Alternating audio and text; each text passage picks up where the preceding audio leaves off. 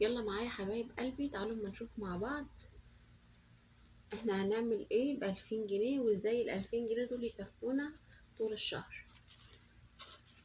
اعملوا لايك واشتراك حلو واشتراك وكومنت حلو منكم كده علشان تشجعوني ان انا اعمل لكم فيديوهات اكتر واكتر. اكتبوا لي في الكومنتات لو اي ميزانية عايزين نمشي بيها الشهر نعملها ازاي.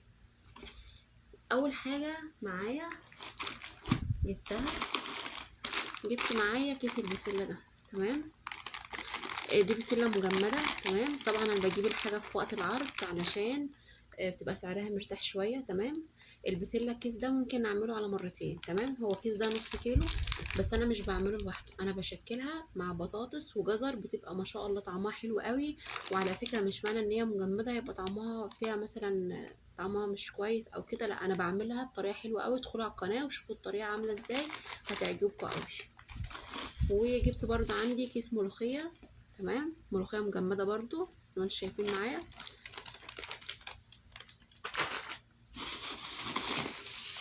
جايبة معايا كرنباية زي ما احنا متعودين.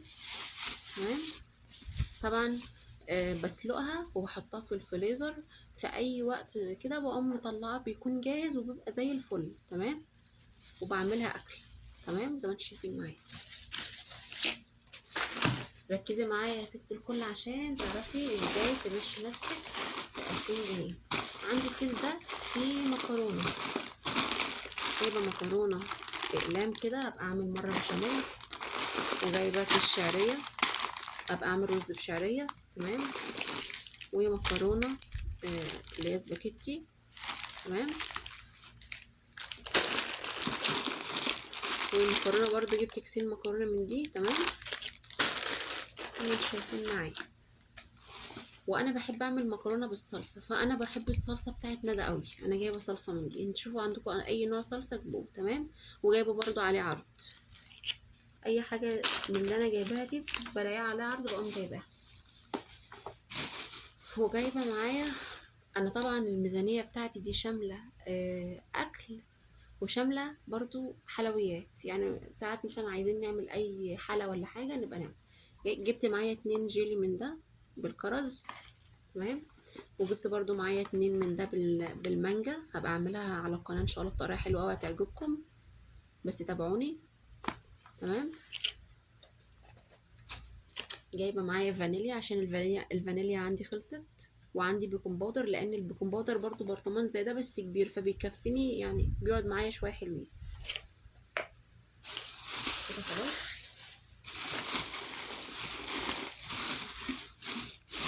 جايبه معايا تونه، دول 3 كده عليهم عرض. ساعات بمشيها مثلا تونه وفول وبطاطس محمره وحاجات من دي. تمام، وبقضي اليوم بتاعي. وجايبه معايا ازازه زيت زيتون لقيت عليها عرض قمت جايباها.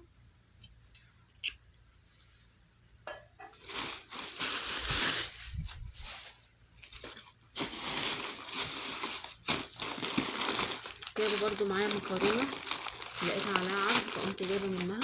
تمام، زي ما انتم شايفين معايا، اي نوع بتفضليه او تلاقي عليه عرض كبير. ساعات بمشيها مثلا مكرونه وبطاطس وبتنجان وسلطه، ساعات بعمل مكرونه وفراخ، يعني بمشيها باي حاجه. تمام،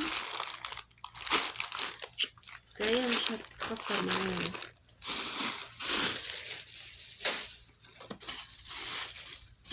وتاني جايبه معايا ملح 2 لقيت عليهم عرض برضو قمت جايباهم.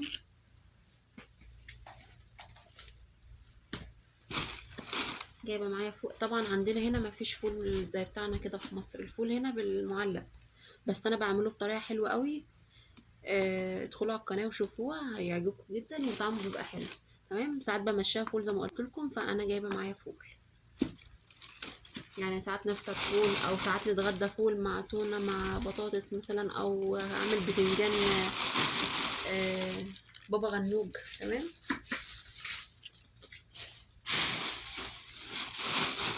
جايبه معايا باكيت شاي.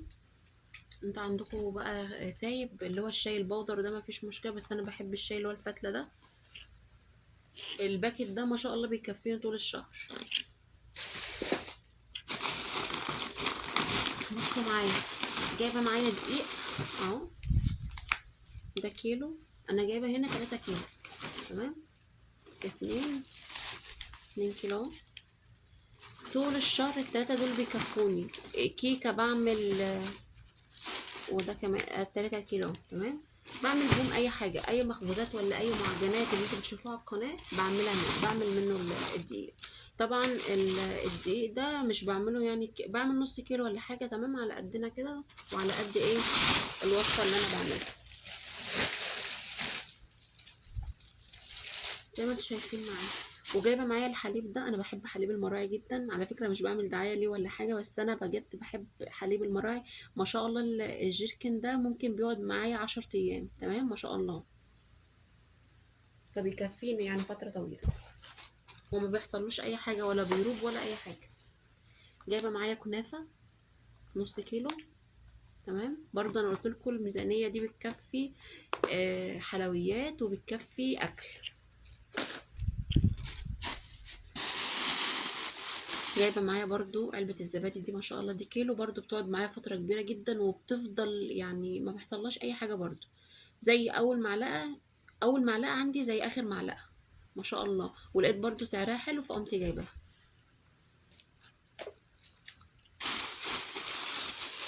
انتوا ممكن يعني حاجه مثلا مش محتاجينها ممكن تستغنوا عنها.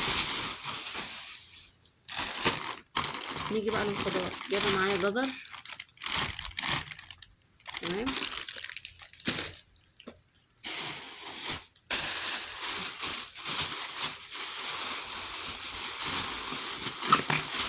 جايبه معايا خيار تمام، لقيت عليه عرض فقمت جايبه منه، وساعات بعمله مخلل، هبقى اعمل لكم مخلل منه.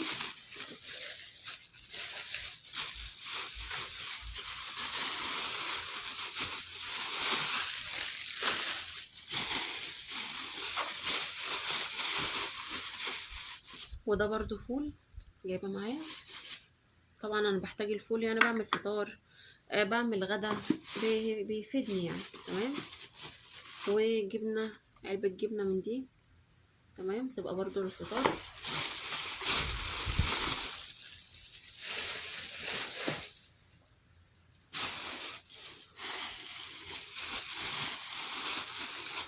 وجبت معايا الارنبيطه دي تمام، هبقى اعملها في مره برضو وهحطها على القناه، شوفوا طريقتها معايا عامله ازاي، بعملها بطريقه حلوه جدا. طبعا انا جايبه كميه صغيره عشان ولادي صغيرين مش بيحبوه، يعني انا مثلا وزوجي ولا حاجه.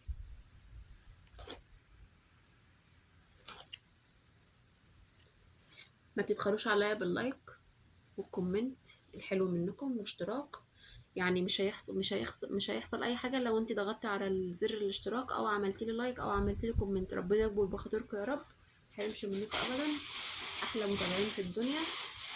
طيب بالنسبه بقى للحوم والفراخ والحاجات دي، انا جايبه معايا الفراخ دي، طبعا دي فراخ طازه، الفرخه كيلو 200 تمام، انت جيبي 3 فرخات عندك، انا جايبه 3 فرخات بيكفوني طول الشهر، انت جيبي 3 فرخات عندك وشوفي التقسيمات الفيديو بتاع تقسيمات الفراخ هيعجبكم قوي.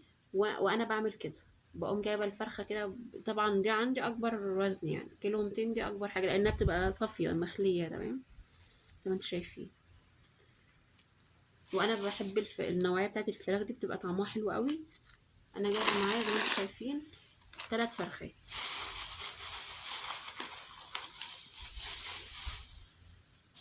عشان تشوفوا، جرت بعيد الفرخه صاحيه مش عايزه تيجي. لو انتوا وصلتوا معايا للمرحله دي بجد انتوا من ابطال قناه يوميات ام سامح، ما تحرمش منكم ابدا حبايب قلبي، احلى متابعين في الدنيا، متابعين صفحه يوميات ام سامح. بصوا ده واحد تمام اهي، انا عايزه اوريكم ال3 فرخات اللي انا جايباهم عشان محدش يقول لي لا ده انت جايبه زياده ولا حاجه، لا انا جايبه والله 3. ده 1 2 والتالتة هناك اهي، خدوا بالكم 3 تمام زي ما انتوا شايفين معايا كده. اهو 3 فرخات بتوعي، 1 2 3. تعالوا بحط الكوكر على جنب. بعمل ما شاء الله من ال3 فرخات دول بعمل منهم 8 وجبات. ال8 وجبات بيكفوني طول الشهر. يعني الشهر اللي فات ما شاء الله زي ما انتم شايفين تقسيمة الفراخ دي ما شاء الله قعدت معايا، ال3 فرخات قعدوا معايا طول الشهر.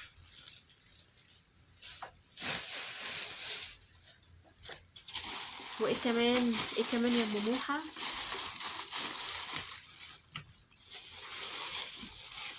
جايبه معايا ازازتين الزيت دول. الازازه لتر ونص، تمام.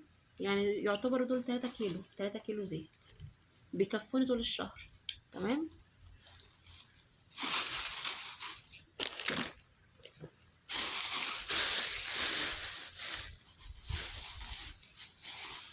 الشنطه طبعا اتقطعت. جايبه معايا 2 كيلو مفروم، 2 كيلو لحمه مفرومه، تمام. عايزه اقول لكم ان اللحمه ديت برازيلي، تمام، مش لحمه بلدي. يعني هي المفروم ده برازيلي، ما انتوا شايفين، مش عارفه الكاميرا شايفه واضحه ولا لا، برازيلي، تمام. لحم مفروم بقى برازيلي مبرد، بس ما شاء الله بيبقى طعمه حلو قوي، وانا بعمله بطريقه بجد يعني بتبقى حلوه جدا.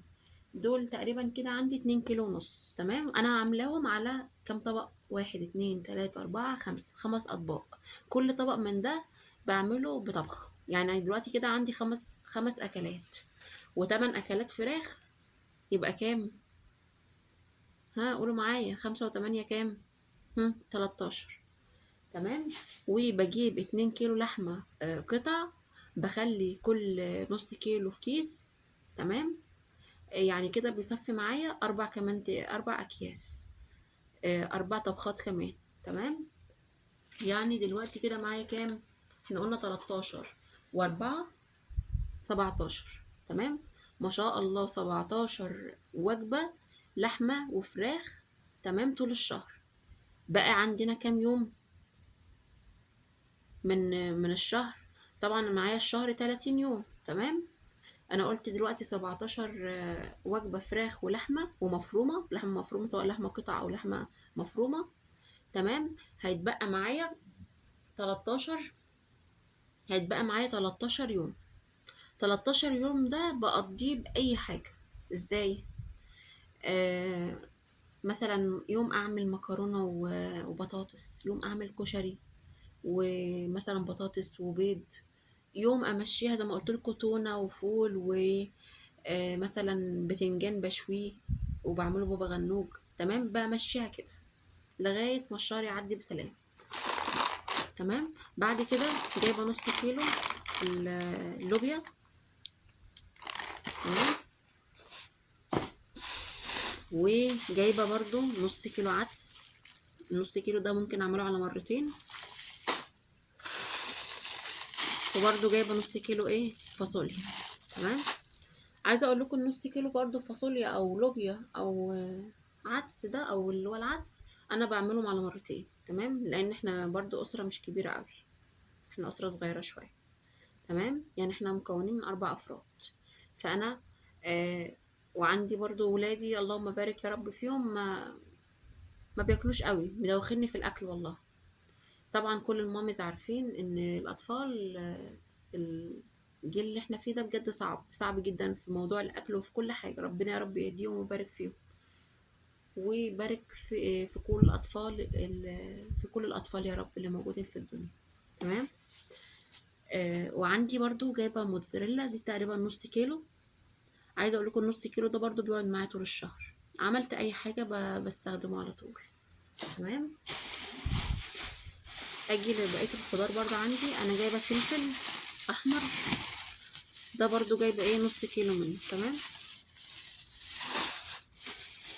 واخضر نص كيلو. انا ساعات بحب التشكيله دي، يعني بستخدمها في اي حاجه، التشكيله دي الاحمر والاخضر وبرضو الاصفر ده جايبه نص كيلو، تمام.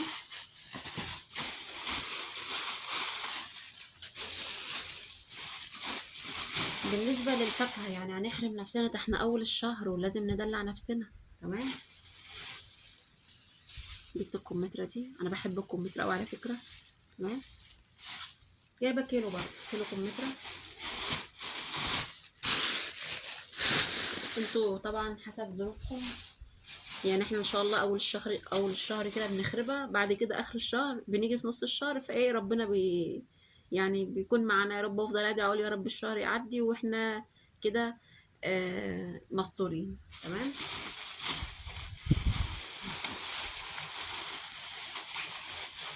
طبعا كل واحد عارف ظروفه وامكانياته بيمشي يعني ايه عليه. وعندي برضو تفاح، ده جايبه تقريبا برضو كيلو. تمام. ما نحرمش نفسنا من حاجه ابدا، ونمشي برضو ايه بالمعقول. تمام. وجايبه برضو الجوافه دي. الجوافه على فكره الكرتونه ديت تقريبا كده كيلو ونص. تمام، دي كيلو ونص. دي انا بسيبها بعملها عصير بالحليب، بتبقى طعمها حلو قوي. وطبعا فيتامين سي عشان البرد اللي احنا داخلين عليه، ربنا يسترها علينا يا رب جميعا. ودي الحاجات مشتريات الشهر آه، اللي بتكفينا طول الشهر.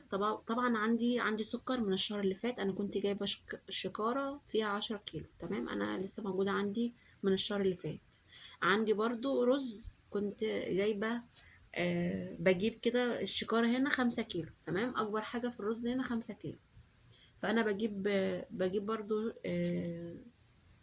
باكت اللي هو شكاره الرز 5 كيلو دي، برضو بمشي نفسي بيها. تمام. فانا برضو ايه تاني ناقص بالنسبة للتوابل؟